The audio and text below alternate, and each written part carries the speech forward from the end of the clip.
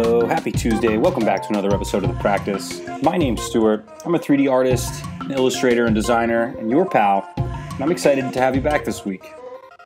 Now, getting into this week, I'll say right off the bat, it turned into a little bit of a weird one. I didn't have a very clear plan as to what the piece was going to look like this week, but I knew I wanted to experiment with a somewhat realistic human form and some very abstract, geometric, simplified shapes here. So you can see in the beginning of this recording, we started off in Adobe Fuse and we generated a very simple female form here.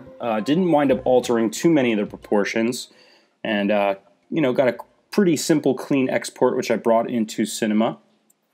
You can see what I'm doing here is adding some capsules and some spheres to the body. I wanted to blend sort of the human form with simple shapes, right? And beyond that, I didn't know exactly what I wanted to do. So what we're going to see over the course of the next 20 minutes is some experimentation, a few left turns, and a piece that, I'm not sure, to be honest, that I'm 100% satisfied with. It's certainly a bit different from the stuff I've been doing recently, and I think, that's okay. I think it's good to step out of your comfort zone a little bit and try new things and push your style and evolve your capabilities. Whether or not I'd recommend recording those and uploading them to YouTube is another thing, but here we are. So, as you can see here, we're just sort of tweaking some of the preset materials that come from Fuse. I was thinking that the form was just a little bit too crisp and realistic. So what I wound up doing was just turning down some of the material in the channel. Let me say that again. I wound up turning down some of the opacity of the mapped materials that Fuse had generated to get a little bit more of a flatter color. You'll see I do this again after I do this Mixamo posing.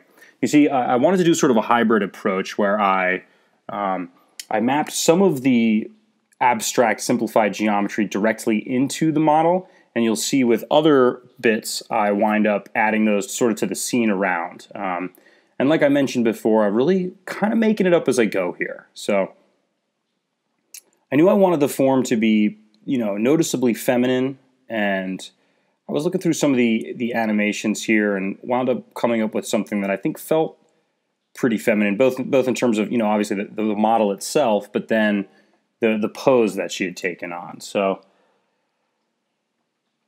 sort of importing that, and these are one of the instances where I decided not to make an animation, but rather to use Mixamo to pose the Fuse model. Fairly simple there. So here you see I'm going through and choosing a frame to freeze on and to use as my pose. Somewhere around here we decide on it, so save out a copy. Delete all the other frames, so we're not going to accidentally lose our pose. And there we have it. Also knew I wanted to play with hair a little bit. I knew I wanted to achieve some rich texture, and I wanted to experiment with it a little bit, because hair is not something I use a ton of. And I know that it's a way to add a lot of richness and detail to a piece. I was not trying to give her a realistic hairstyle. You see I sort of get away from that. I wind up actually getting away from realism in her almost entirely towards the end of this. It really it evolves quite strangely, as we'll see. So here, in terms of pushing this abstract and, sort of a deconstructed figurative piece, I added some fur directly to her body. We're going to continue doing that to a certain extent, just using hair, not just to add, literal hair to her head, but also as a means of adding texture to the piece as a whole. Now, somewhere around here, I decided that if we were going to have the sort of detail of a somewhat realistic human form, we're going to have all this rich textured hair and fur added, that it might be cool to just keep the color palette super, super minimal. So you'll see that outside of a few variations in the color of the hair, and some variation in the skin tone, really we're just looking at two colors here. So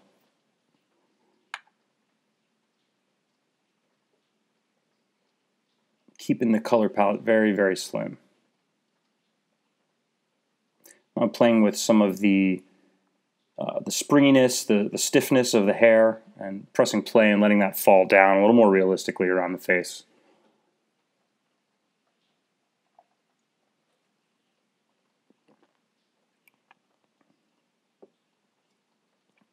And I was struggling a little bit to find the appropriate angle.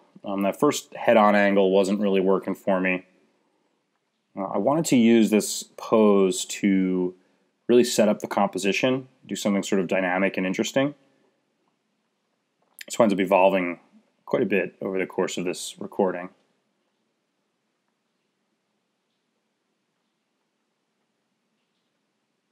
Really, the thinking here was to use the human form as a means of dividing the composition, and I wanted it really to occupy a lot of the frame and to stretch across the entire frame of the piece, the entire composition. I wanted to divide the composition with some sort of human form, and I knew I wanted it to be abstract and a deconstructed sort of abstract interpretation of the human form here.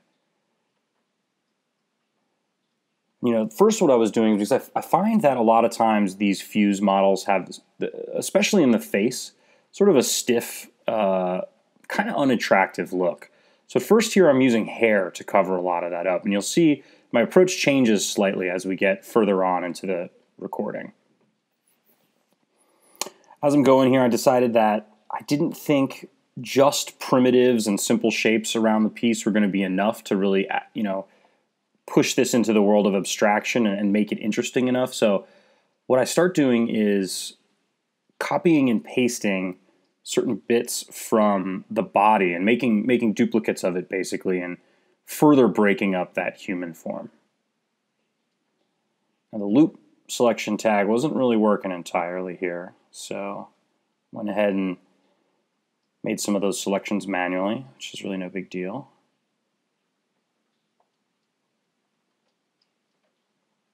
Again, finding new bits of the body to sort of break off and duplicate.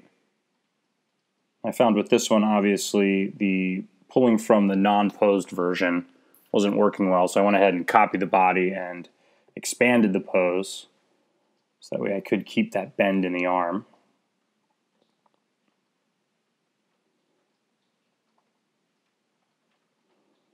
Adding a few more little hits of yellow, some smaller details.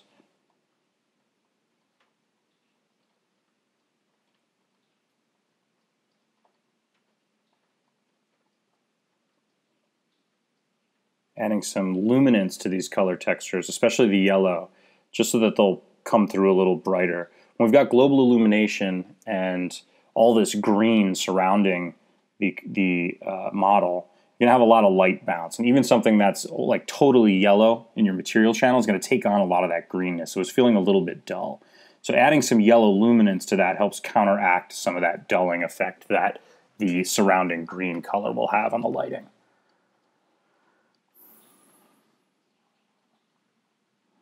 Also decided I want a little bit more contrast, so I went in and added some simple white shapes because we got a lot of color going on, and I thought it would be good to have some really bright, clean white pops here and there.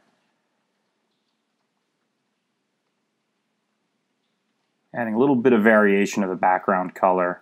Not a ton, but just a little bit of a bluer variation on that green color. Almost unnoticeable, but I did find that especially in some of the hair and other items, it gave the bouncing light quality a little bit more color and a little bit more interest.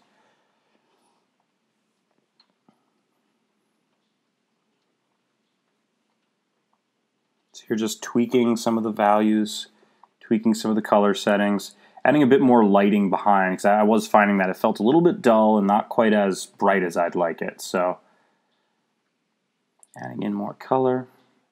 Or more light, rather.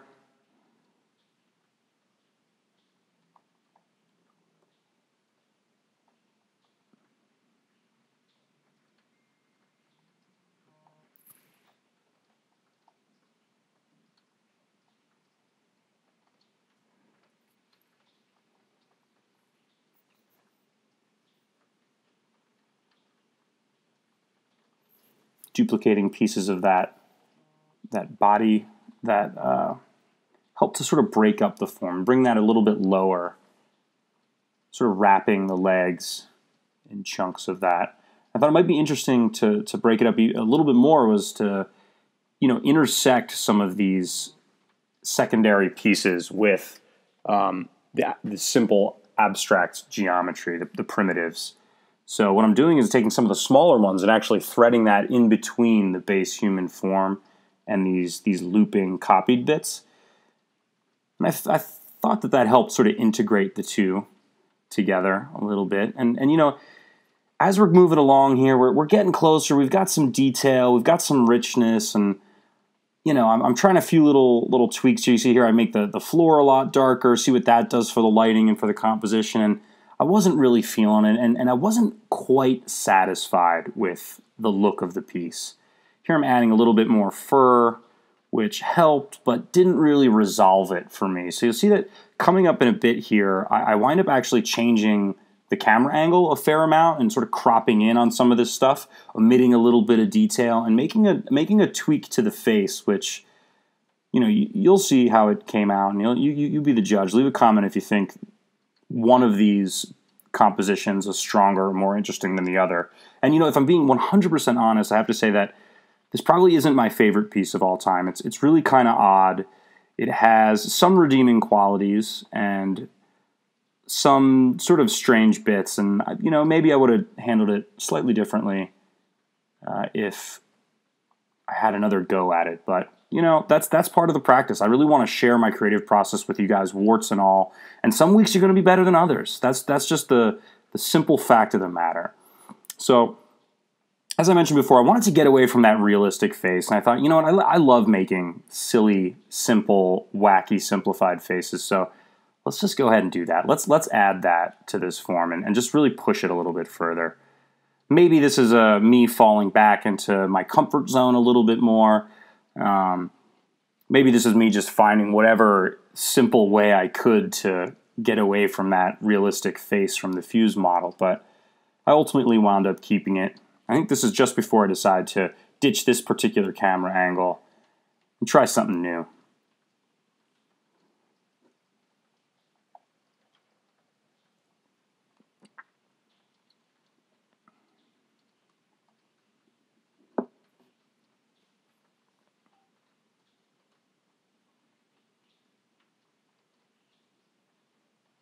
And I'd say that, it's probably a healthy practice to do that if you're not in the situation where you have a really clear objective in mind. Like if it's client work and they want something very specific, then you might need to make something with a very clear point of view and not alter it at the very last moment. But, for a practice like this where we're creating stuff for ourselves and pushing our skills a little bit, I'd say don't be afraid to change the camera angle, for example, at the last minute, or add a wacky face, or make the necessary changes that are going to put this thing in a better place. So I think personally that the composition was improved by changing the camera angle and getting a little bit closer here. We're losing some of the feet. We're occupying more of the final frame with this female form. We get a little bit of a closer view of the simplified face, which is kind of fun.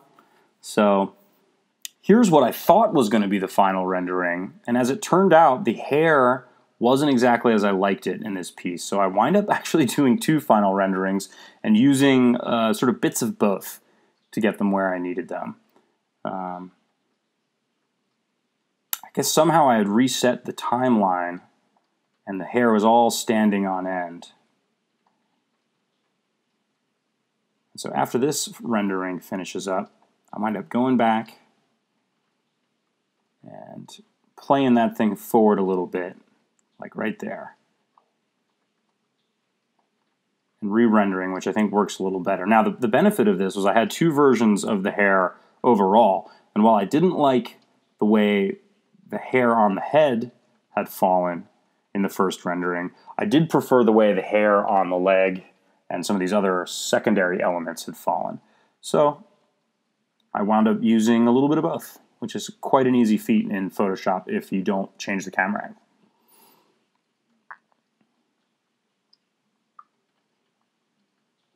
And so while I will say that maybe this isn't my favorite piece of all times, I do think there are some really nice things happening in the shadowy, the bluish green shadowy areas around the face.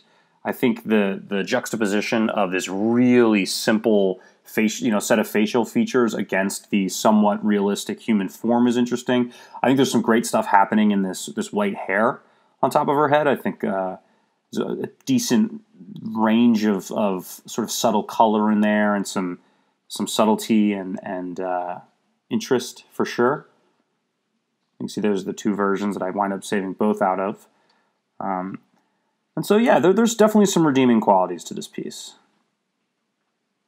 Here you go, I'm masking off some of the areas. I brought in some additional highlights to the chest there. Of course, adding some little color corrections, a little bit of a highlight in the top left corner. And this, just, evening a few things out here, but overall this brings us to really close to our final piece.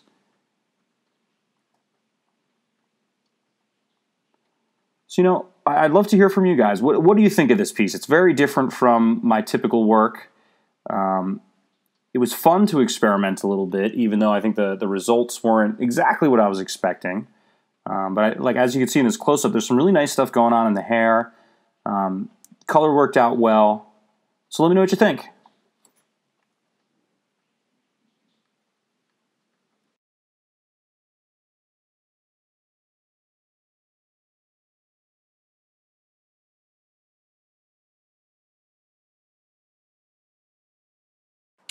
If you liked this video, please hit like and subscribe. If you have any further questions, don't hesitate to drop one in the comments below. If you want to keep up with me and the work that I'm doing, please check me out on Instagram at DLGNCE. And until next week, this is Stuart saying goodbye. Thanks.